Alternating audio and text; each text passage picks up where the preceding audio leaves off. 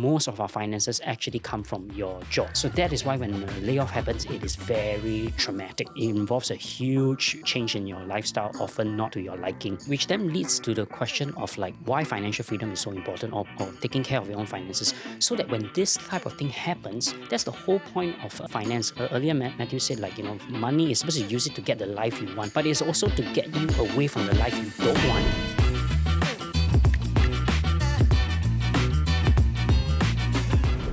Welcome back to Chills with TFC. I'm your host Reggie, aka your Chief Financial Coconut, and today, important episode. I would say this kind of episodes are core to the network, right? Because a lot of us, when we listen to a podcast every week, what do we really want, right? So when you come to TFC, I think this is what you want, financial freedom.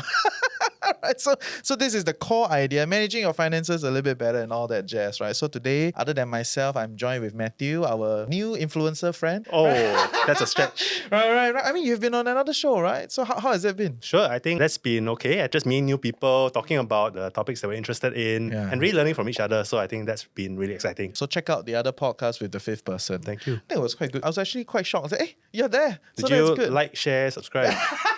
You see, you're our new influencer friend, right? Yes. But more importantly, Matthew co-hosts with me. Today, we are putting Shao on the spot, right? So, for our audience that don't know you, could you introduce yourself? Thanks, Reggie. Nice to meet you, Matthew. They probably know you. They've probably seen your YouTube somewhere, or they've seen your face float around with that 250,000, that job thing. Yeah. By the way, this is my first ever interview in the studio, so I'm really excited. Thanks for having me here. My name is Shao. I used to work in Google and in the finance industry here in Singapore. And at the age of 35, I'm very proud to share that I achieved my version of financial freedom. And now I actually have a YouTube channel that I would like to encourage everyone that through a stable 9-to-5 job, they can achieve their financial goals. The channel is called 9-to-5 Millionaire Mindset. The name is workshopping. And you say you're going to change it. Yeah, probably. Yeah, because it's a mouthful. But the ethos behind it is I sincerely believe that through honest work, through hardworking work and discipline and diligence, working in the corporate world, we can achieve our financial freedom. We don't need to risk it all and start a business. We don't need to hustle and have side hustles or engage in any get-rich-quick schemes. If the corporate game is a game by itself and there are rules to it and there's investment element to it, and if you play by those rules, there is end goal out of it. So you say entrepreneurs, not honest work. No, that's not what I meant. But I'm saying that a lot of people, especially in Singapore, may not have the appetite to be entrepreneurs. Fair. They may not have the build to be entrepreneurs. And it seems like the narrative these days is in order for you to make it, you have to be an entrepreneur. So I think that we are alienating a big part of the population that aspires to have the same nice things and the same freedom that we all want. Fair, I agree. Like yourself, right? Honest work, teaching students, and financial freedom. Well, I think we are all doing honest work here. But I do think that we all certainly want to strive towards financial freedom and also to, really spend the time doing the things that we are passionate about and enjoy doing. So I'm sure that Shao can share a bit more of his perspective on that. Actually, can you expand a little bit? You said at 35, you achieved your version of financial freedom. What is this version? So for me, it's to have enough passive income to supplement my life and to be able to do what you want without the need to be somewhere. And you get to say whatever you want, you get to wear whatever you want, you get to be in any country you want. So to me, that is freedom. I'm not 100% not working, but those investments actually through a long time is able to supplement my income. And to be fair, I think to expand that a little bit, right? The whole idea of retirement being a situation where you just don't do anything is already kind of passé already, right? Like it's very cliche. I think when we first started, that was like the basis. It helped to get the clicks back then, right? When you say you could retire and never work again. Exactly. But I think the conversation has shifted. People start to realize that, you can actually, just do what you enjoy. You can make some money out of those things, right? But if the paycheck today stops, you can still tell the provider, it's okay, I can still teach, right? Yes. I don't need to take a salary if you got no budget, I can still teach, right? So something like that. I think that it's a new frontier of what retiring means. I think we like to think in binary terms. We always think it's either good or bad. And when it comes to work, we tend to think of work as, hey, I'm doing it. It's not good, but it pays the bills. So there must be a nice sweet spot where it says that, it still pays the bills. It may not pay as much, but you do enjoy enjoy going to work. It shouldn't be a case where you dread, waking up in the morning thinking, oh, I need to take the train or I need to be stuck in traffic. And then I need to come to the CBD, not in the afternoon, but in the morning. And then every Sunday morning you wake up and you feel like, oh, it's Sunday, yes. I have one last day before everything starts all over again tomorrow. And that cycle just repeats. I think there's more to working, which is, I argue that we spend more time working than with our family. So shouldn't our relationship with work be much more according to our terms? Yeah, sure. Maybe take us through a bit of that journey. If we rewind back, 10 years, 12 years, however long it took. Maybe tell us how that idea kind of came about, how it evolved to what it is today. So why I got interested in financial investments or financial freedom and this whole thought process was when I was young, my uncle told me this. I still remember it. I was playing like in the garden and stuff like that. Hey, you've got a garden to play with, right?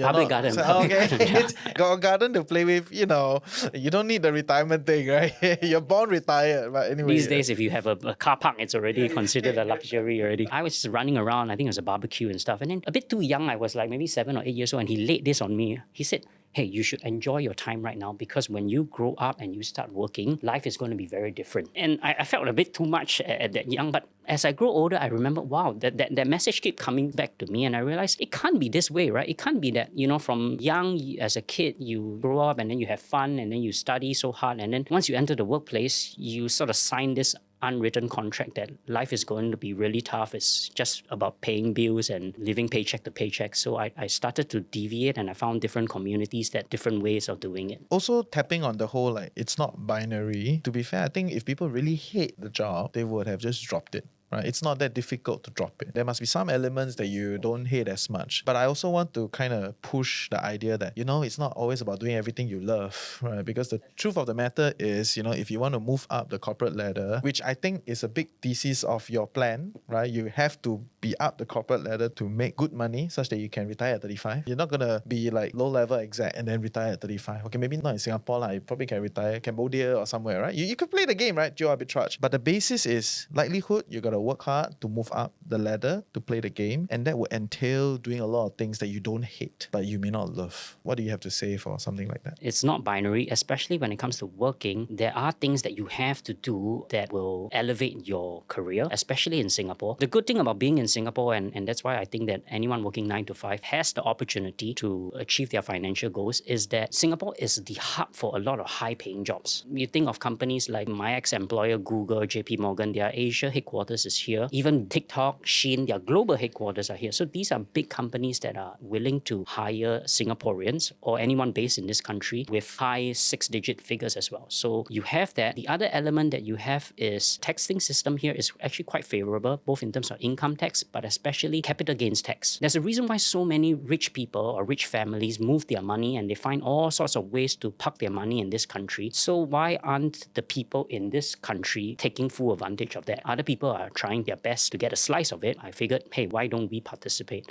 The other thing about working is this concept of, I thought about it, it's called active versus passive, which is that in investment terms, we have this thing called active income, passive income, right?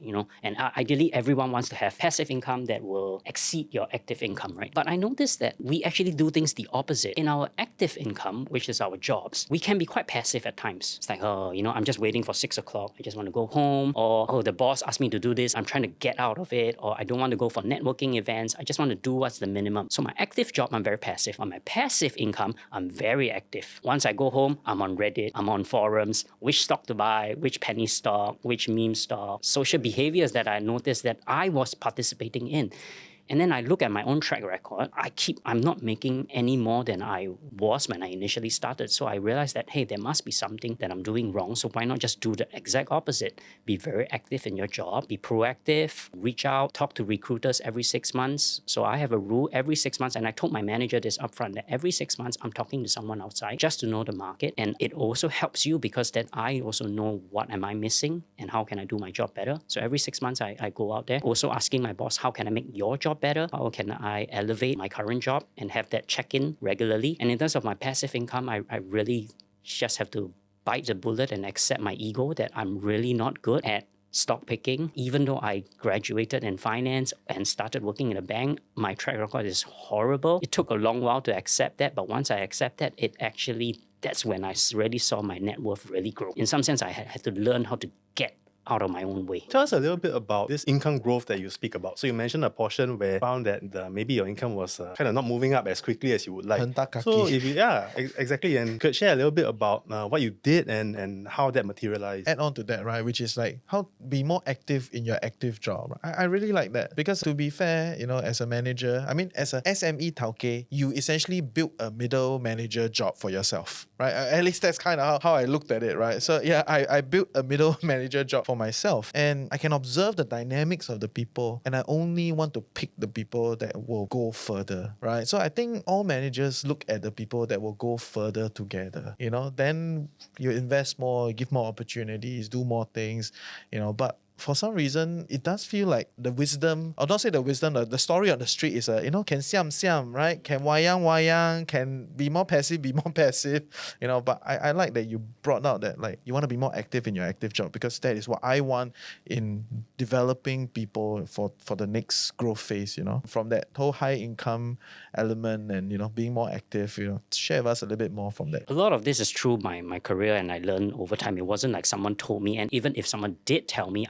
I must have forgotten it, or I didn't even take it to heart, because at that age when you first started working, you think you're invincible and you think you know it all, right? So to your point on be active in your active job, I think somewhere along the line, there's a negative connotation to trying very hard at work. I don't know if you see it in previously if you're working, where if someone is trying very hard at work, the rest of the people in the office is like, oh, he's trying to suck up to the boss. Spoil market, right? Suck up or whatever, right? But that person is like, honestly, has a family. He or she just has aspirations, and he or she's trying to do their best, right? So I think that's something that I've learned the hard way, that having a conversation with my manager, and I asked him like, okay, how can I make more money? Just straight up have that conversation with my manager. And he said, in order for you to make more money, you need to have a bigger scope. And how do you have a bigger scope? So then I was like, okay, then give me a bigger scope. But then he said, no, that's not how the corporate work works. You got to show that you're able to handle it before I give it to you. Then I realized it's an entitlement mindset that I had, which is that in the work, I will only put in an effort if I know it will lead me to the promotion. Or you promote me first, then I'll do it. But that's not how the way works. And now that you're a business owner, you also don't just dish out opportunities or resources to people who haven't proven themselves, right?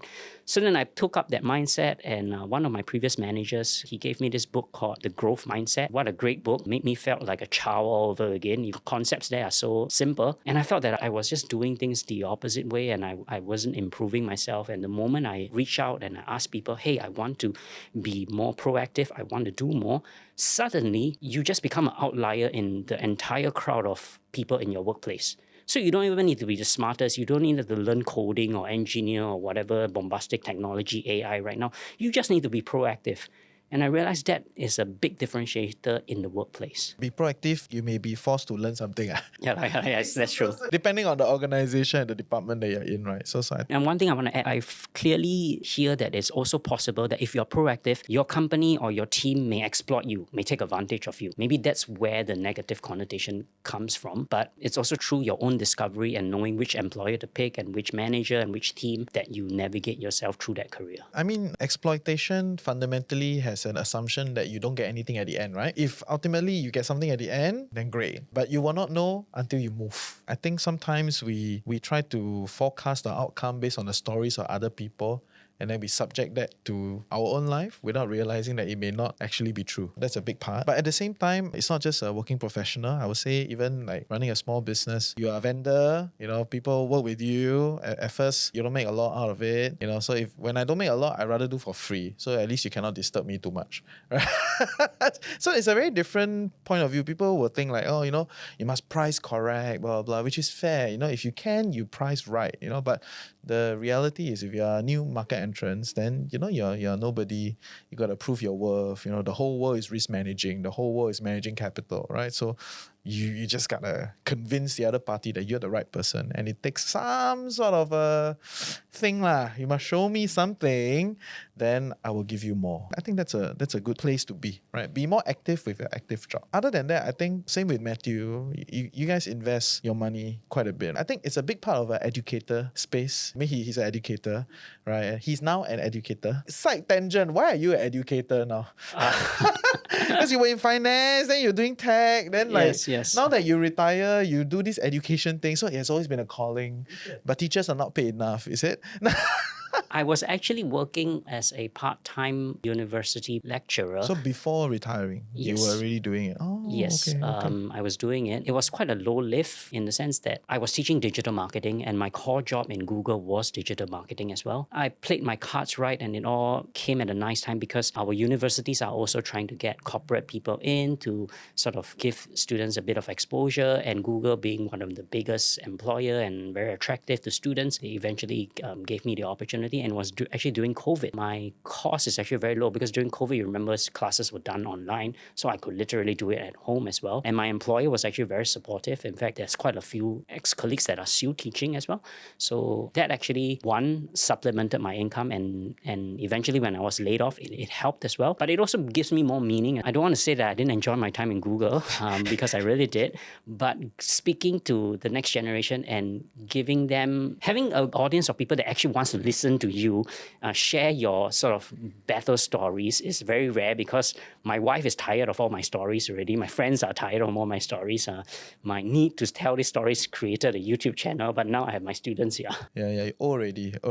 I need to scratch a different itch, right? Yes. And that's fine, right? I mean, we go through different phases of life, and then we have all these additional things that we stack into our system to scratch all sorts of itch that we have. So being more active with your active income, doing all the high earning side of things, what do you do with that additional, cash flow that you have? You're saying like you probably tried stock picking, right? It didn't work. Okay, so and everybody has this story, or a lot of people have this story, but I want to hear like, so then what do you do? Yeah, I talked about a little bit about finally accepting my ego, thinking that I could be a better investor, which is kind of ironic because one of my ex-colleagues in the bank actually taught me this. He said that, do you cook? And I said, yes, I cook. Does it mean that you are eligible to open up a restaurant beside a Michelin star restaurant and compete with them? Then I said, no. I said, do you run? I said, yeah, for health. I said, does it mean that you can compete in the Olympics? I said, then what makes you think that you can compete against like Wall Street when it comes to picking stocks? And then the other angle is like in popular media now, long-term investing is a big thing. Warren Buffett famously advocates that. So I decided to, do A/B testing and try that out. And the other thing I wanted to share that sort of shift my mindset was, I was working before Google. I was fortunate enough to work in the finance industry, actually within this area. That's why when I came back here, I got a bit of post-traumatic. So is that really fortunate? like you said, everything is you get something out of it, so it's not an exploitation, right? But Reggie, I'm gonna share something that I think Matthew will not have any empathy, but maybe you and I will. When I started working in the finance industry, I have a head full of hair. So you see where that went and how it brought me. But when I was in the finance industry, I was fortunate enough to work with customers that have a lot of money. So in order to open an account with the bank, you need to have at least 10 to 30 M to have an account. It's not like DBS, like $100 you can open an account.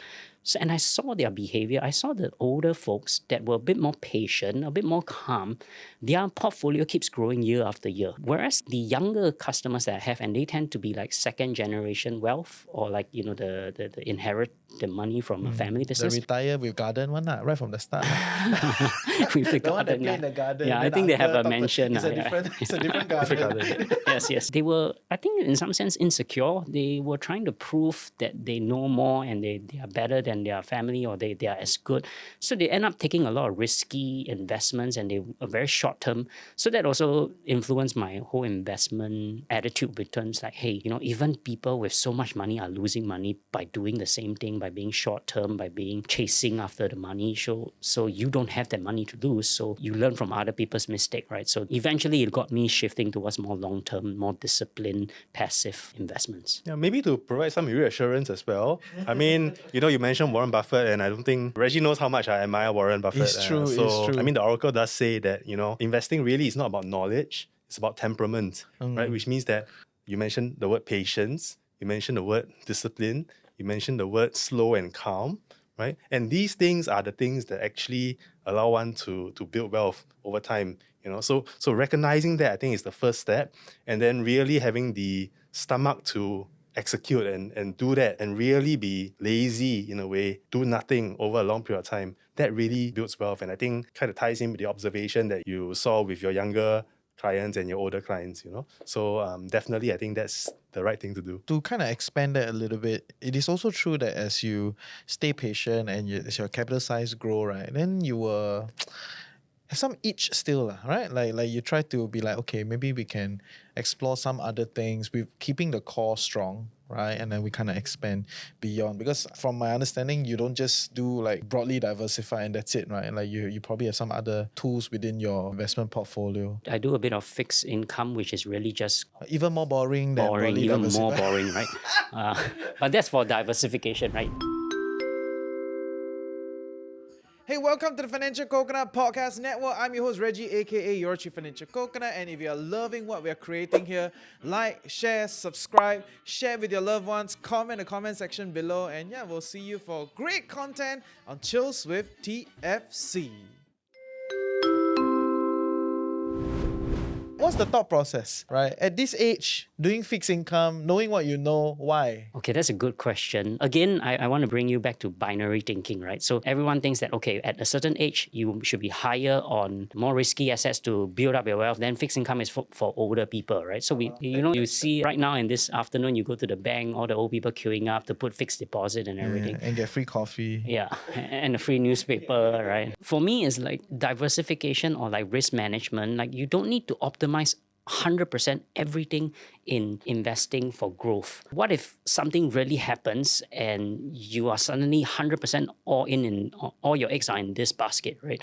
So for me, yes, fixed income or like bonds or even fixed deposits are not attractive, but earlier to what Matthew said, there's temperament in that. You sleep better at night knowing that, you don't have everything in this one, be it S&P 500 or whatever stock that you have, right? So over time, that was something I've learned as well, where you don't need to optimize and get the most bang for buck for your investment.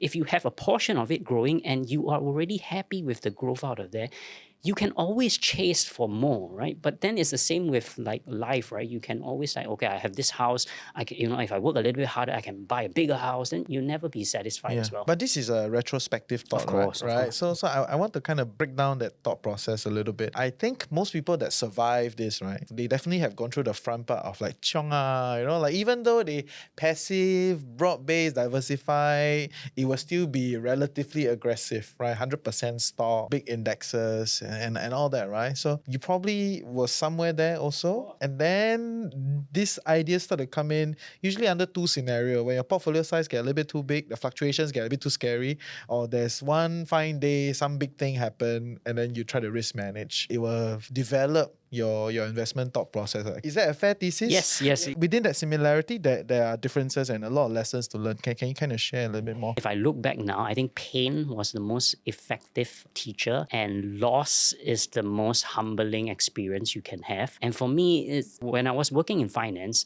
here I am telling people how to manage their money and give recommendations according to what the bank is recommending. But I myself cannot even look at my own portfolio. I keep everything is red. Everything that I picked was red. And then I was like, this can't be, right? Then, over time, you start to question, am I even, do you even respect what you say? Because you yourself are a fraud if you think about it. Everything is red. And even until today, those stock picks are still in my tracker. Because it reminds me that every time I start to think that I'm actually a little bit smarter than whoever I thought I am, and I want to go in and buy or whatever it is, that stock is still there, and all the stocks are there. And basically, they're all the Chinese stocks, right? What happened with the Chinese stock market these days, right? I was buying every Chinese stock. We were pounding the table. I remember my ex-colleague, pound the table. We got to get our customers in China is the next big thing, right? And then it ran up and it bust as well. I also have some crypto. When it went up, I thought that I could make even more, and now it's gone to a level where I'm not making any money. In fact, I'm losing at it. So to me, it's a lesson that is a reminder. It's a painful lesson, a painful class that you pay to remind yourself. And just because I learned that lesson 10 years ago doesn't mean that I'm immune to it. Doesn't mean that I'm better to it. I still make it. I'm still tempted to make it. So somehow I need to be aware of it. Fair. But of all the, what people call risk managed, tools, right? Or at least the dampeners, right? People would think like bonds, like volatility dampeners, right? Or maybe money markets, why fixed D?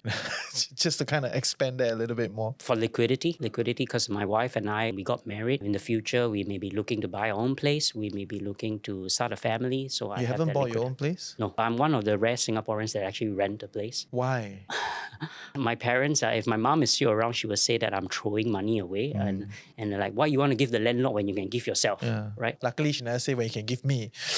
She also said that lah. She also said that lah. Every mom will say that, right? Every mom will say that. For my case, is one, my wife is not from Singapore, so she already needed a place. And of course, most people in my situation said like, "Oh, just let her move in with you lah." But we tried that. But for my wife and for people who are out of Singapore, they are used to an independent life. And I learned a lot from her where I don't see money as just dollars. I see it as a tool for you to use to get the life that you want. And then when I moved out with her and I lived with her, I realized, wow, this is the life that I want. Like, I don't need to, come back and like we all love our families. Don't get us wrong, but you want that privacy, you want that space, and when you have that space, you're able to build things and create things with your mind and with your thought processes and with your writing much better. So about the age of 28, I moved out and I rented. Financially, it makes no sense. And the funny thing is I'm renting a place that's very near my dad's place. So then my dad's like, hey, you can just stay here. Why? We're literally taking the same bus, taking the same MRT station, right? But that headspace I've learned to appreciate it. No, it's true. I can second that, right? Because I shifted to KL probably about 28 also, around that time period. And it's the first time, not exactly the first time, but it was a time when I had the whole apartment to myself, right? So 2-3 rooms, you get to decide everything, like should the shower be here? Should it be here? All sorts of stupid questions every day. You're unhappy, you just move. Don't ask anybody anything. But all that aside, I think it's an interesting platform for people to start to question themselves. Why I like this, why I want this, it's good. But Singapore, a bit hard to do it. Hard, because of the rental. But of course, I think you're exactly right, because the whole idea of building wealth is really to find the life and live the life that you want to enjoy, right? And if moving out and renting is part of that life that you want to enjoy, then I think definitely you should go for it. Put it very high on the priority list. Maybe just shift gears a bit, thinking a little bit about, we talked about investing earlier, right? But very often people have the idea that in order to invest, we have to build up some amount of principal to start off. So we understand that when you were working at Google, you had quite large income jumps, from a starting level to quite a high level. The average man on the street might actually say that, hey, maybe I'm not as intelligent as you, or I'm not as capable as you. I'm a nurse, I'm a teacher, I'm an engineer, right? Which are all honest, good job, right? But I may not make 200,000. I may make 60, 70, 75,000. If that's me, can I also follow the path of becoming a 9 to 5? Yeah, I truly believe that. One, firstly, shout out to all the professions that you make. They are far more intelligent, far more critical in our life. It's just that the market doesn't remunerate them the same way as attractively to like tech or finance, right? One, earlier we mentioned be active in your active income.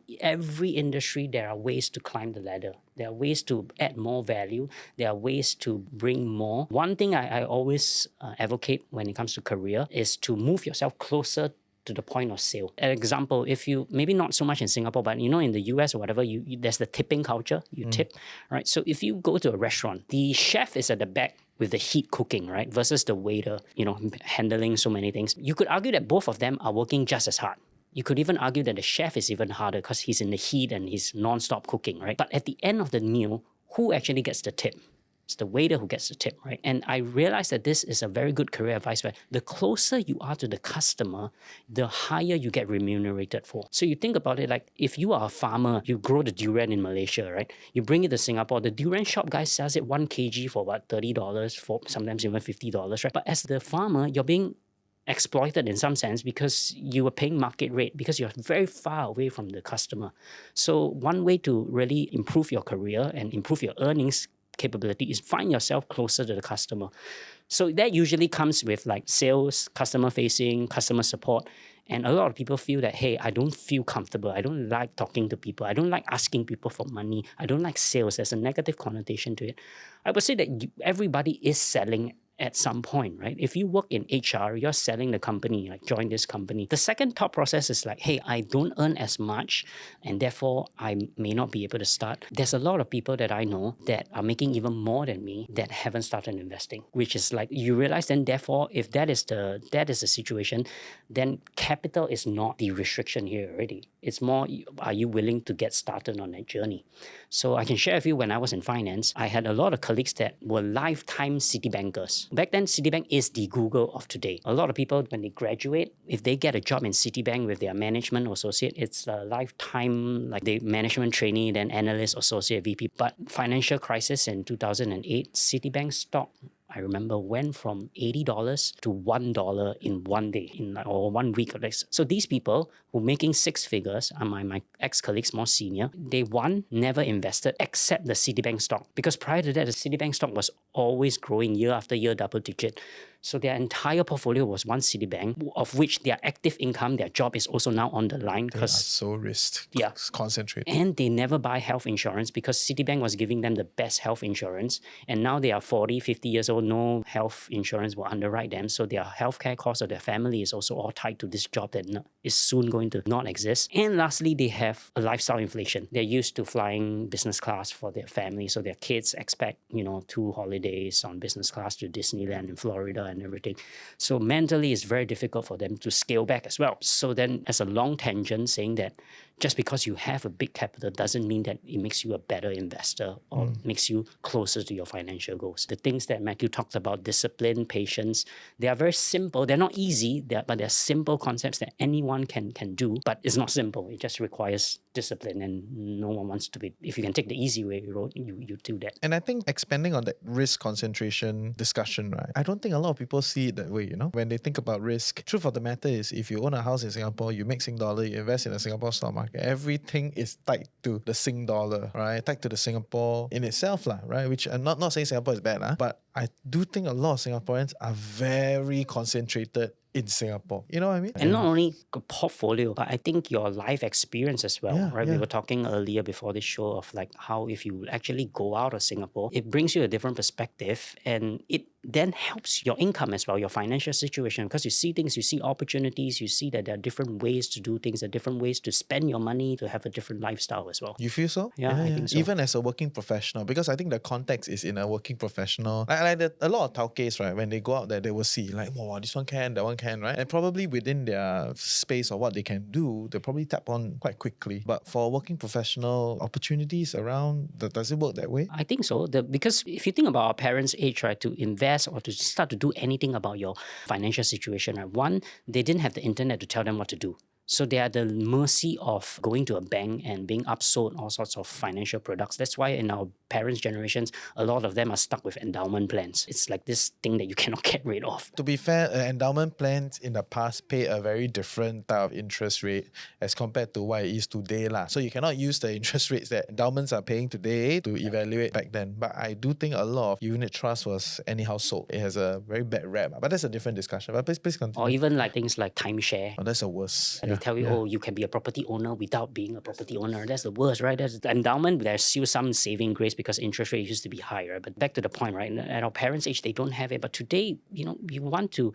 open up a brokerage account, you can do it straight away with your phone. You don't need a minimum. The fees that they charge you are so tiny, especially in Singapore. I'm actually quite surprised in other countries. Just look around Southeast Asia. If you are in Malaysia or if you're in Thailand right now and you want to invest, the spread that you have to pay, they charge you a lot. So there's a lot of barriers to entry, or at least a lot of friction. For us, we have that benefit, and you can start investing with a stash away and all these robo. You can put $50 a month, $20, and you can start investing. So you basically have the excess of what a rich man would have 50 years ago. You now have the entire depository, so you can start. And you know what's the best thing? The best thing is not these robo-advisors or all these new age brokers, it's because all of them have kind of changed the game, right? Everyone else is following suit, right? So all your old banks, your old, fund houses that will issue, very high fees, and all your brokers, the old ones, right? The old brands, everybody knows, or your parents will know, all their fees have been coming down and coming down. If not, they cannot compete. So the overall landscape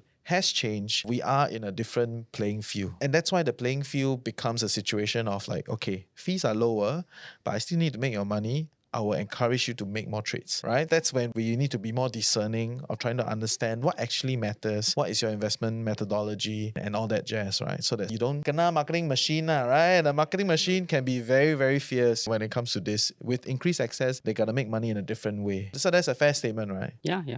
So. One last question I want to ask. I wanted to ask a little bit more about like that transition after you lost your job, right? So 250,000 doesn't sound very smooth because you went viral all over the place. Yeah. All these big news outlets were featuring. Right? So how was that transition from then till now?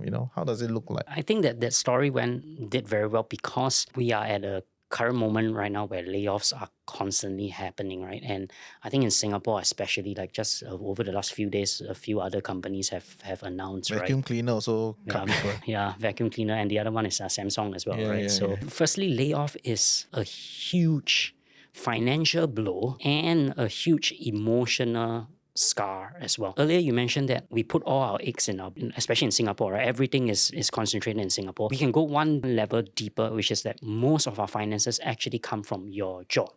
So that is why when a layoff happens, it is very traumatic, right? And it involves a huge change in your lifestyle, often not to your liking, which then leads to the question of like why financial freedom is so important, or taking care of your own finances, so that when this type of thing happens, that's the whole point of finance. Earlier, Matthew said money is supposed to use it to get the life you want, but it's also to get you away from the life you don't want. So like, wouldn't it be nice if like when the company lays you off and then you feel like, okay, I have something to fall back on. I don't need to panic like most people. Was that your experience? Funnily, even though with my investments, I still panic. Can I share with you why? Yes, please. I realized that logically, I've did all this over the last 10, 15 years to invest, right? So I know logically I'm okay. But emotionally, my ego just couldn't accept it. And I felt hurt, because this is a big part of identity. Growing up in Singapore, working is your identity. And to finally work at Google, you know how many times I brag during Chinese New Year that I work at Google? And you don't even need to explain yourself, right? Like, hey, I work for Google. Oh, wow. You get free.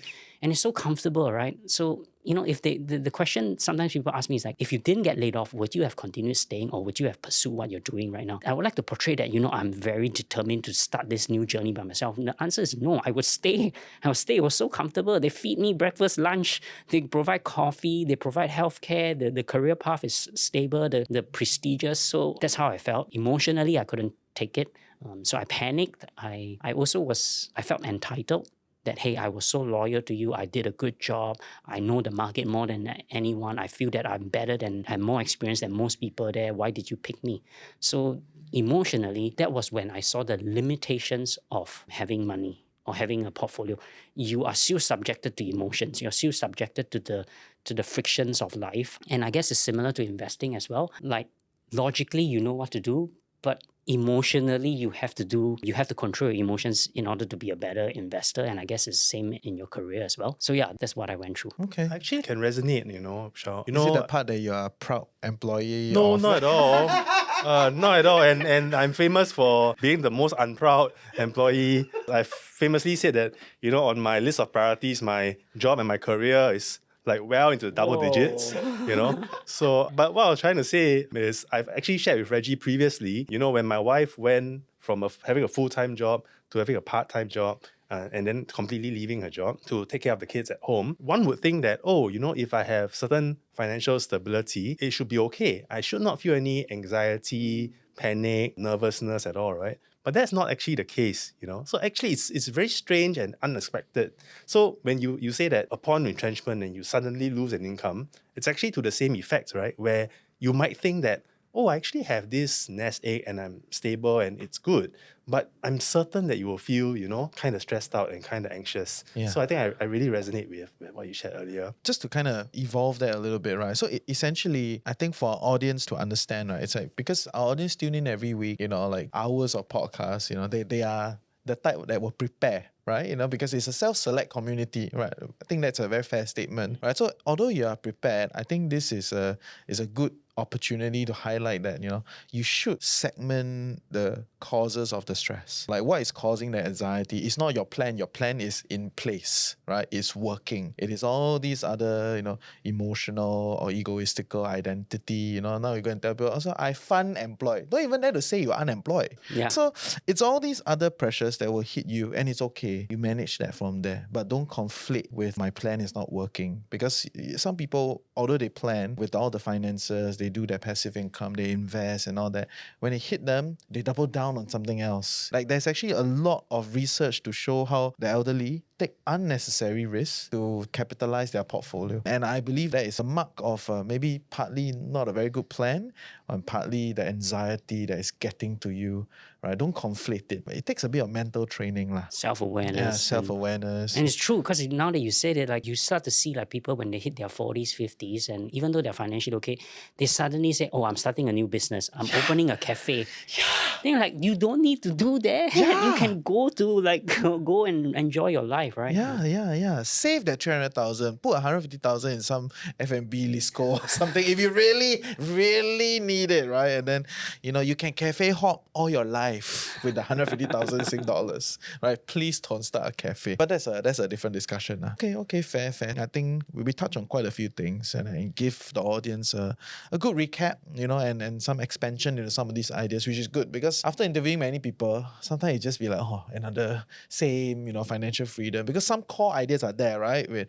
But we learn from an expanded discussion around specifics, some of your experiences and all that, right? But I note that, before coming in today, I post something on LinkedIn and then you commented, oh, I also shuttle very actively between Bangkok and Singapore, right? So maybe share with our audience and maybe your audience that didn't even know that you do this, right? Like what's going on, with this whole Bangkok thing for yourself? So it's all true, you're going to cringe, it's all true love. Oh, good. You're doing well.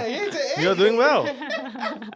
Awesome. Can't get better than that. Is love the number one on your list? Of course. Since career Absolutely. is like double digit. Absolutely. Okay. It's because my wife is actually from Thailand. Earlier I mentioned, right, she's not from Singapore. That's why we're renting a place. But through her, she has really sort of like exposed me and grown me to a place where I realized that there's more than one way of living your life. It shouldn't be a case of like work hard, work until 65, get your CPF, then, buy a HDB, then upgrade and downgrade, whatever. And then going to Thailand, which is a very popular spot in Singapore, a holiday destination. I thought I knew Bangkok or I knew Thailand, but I realized that there's this whole peaceful part of Thailand that is not like traffic jams. There is not like cafes or clubbing or drinking and partying, that people generally, they may not have as much as we do in terms of monetary or status wise, but they have a better grasp, or at least my observation, a better grasp of how to live their life. And that really opened up my eyes. And of course, because she's there, I go there more often. From a financial perspective, I realized, wow, okay, you can participate in this geo arbitrage. And again, it's something that every Singaporean, I think, don't appreciate much, is that we keep bragging that we have the most powerful passport in the world. But yet we only go to Bali, Bangkok, KL, and maybe Tokyo. Right? We keep going to the same few spots. So then, like, if you set up your life properly and you want to retire early, Singapore doesn't need to be the only option, right? And you go to some of these countries in Southeast Asia. So one of the common worries I have is if you ever want to retire in these countries, like healthcare or whatever, right? But they have like far fancier hospital/hotels there, right? For their industry. And now with budget airlines, with the internet, you could work and you could commute back and forth as well. So I think that's an opportunity that when it comes to managing your finances with such a strong passport, we can start to explore options as well. So moving there on a permanent basis is on the cards? Yes, of course. And I mean, I speak from a position of advantage because my wife is from there. She knows the language, she knows whatever. But I guess that's also what freedom means, right? Like you can literally move wherever you want. Whereas the other opposite, which is what's happening in my previous industry in the tech now, people are like saying no more remote working, right? No more hybrid working. Come back to the office. Is it really better coming back to the office from that point of view? He doesn't know because he hasn't worked in a long He's time. out of it. Yeah. That's another topic for another day. Yeah. I mean, I can second that. I base myself in KL. I come in a few days to get things done, and then I'm out. And then my team is all over the place. Not all over the place in that sense, but they are different places, right? So I think there's a possibility, and I want to second the part where I do think Singaporeans don't understand how powerful the passport and the currency is until you move out.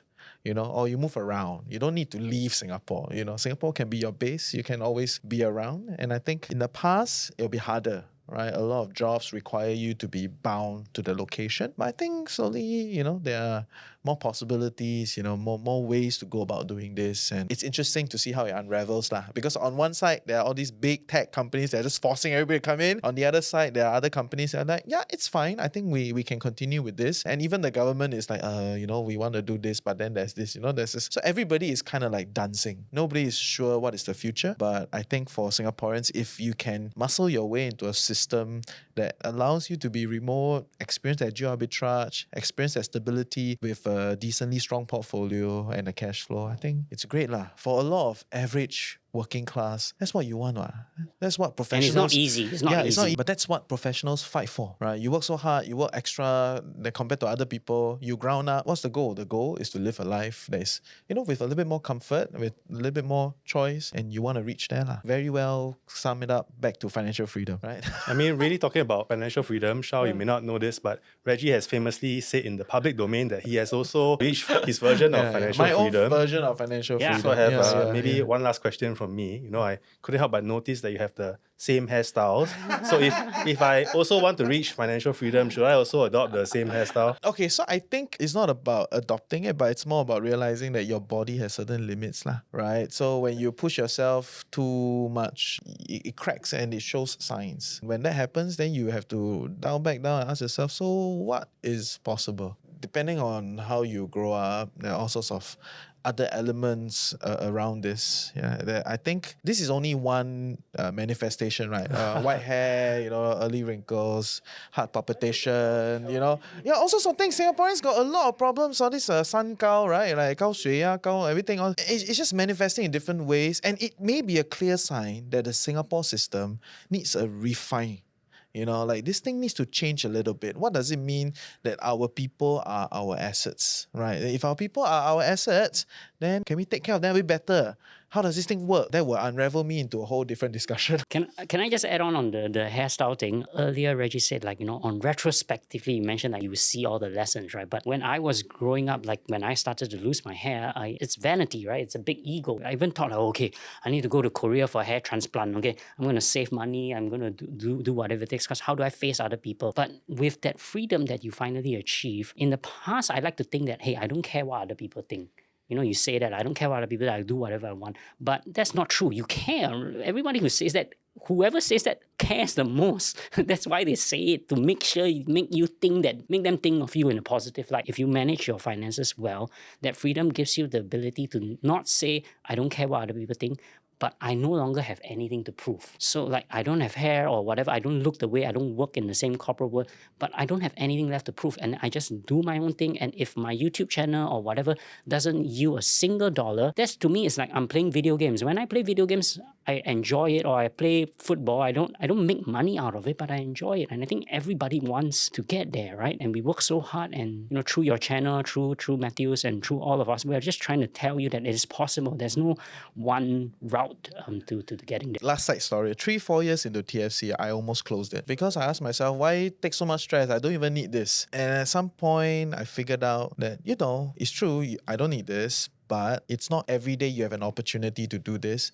Let's see how far it can stretch. So it's a bit of a entrepreneur/gambler mindset, right? Entrepreneurs are diagnosed with the need to search for a high. And that's why I started to push the network a lot further from just podcasts, to try other things. And if it doesn't work, then close shop with a bang. And I think that's the basis of thought, is that kind of financial basis. You're not like, no salary won't die, that type of energy does really open up the mind. Yeah, I think really drawing from both points, the similarity is that you don't have to face external pressure, right? Meaning you can make the logical decisions that you want to make, or even you can make the decisions based on your priorities and what you like to do. So I think that's the important thing, because whenever we are under financial strain, we take on a huge amount of debt in terms of a mortgage or whatever it may be, then you no longer have the opportunity to really make these decisions. Sometimes those decisions are made for you. From both your sharings, I can see that that's the common thread. So congratulations on that. Thank you all for sharing. I think it's a good recap. We hope you enjoyed today's episode. If you have any questions, put it in the comment section.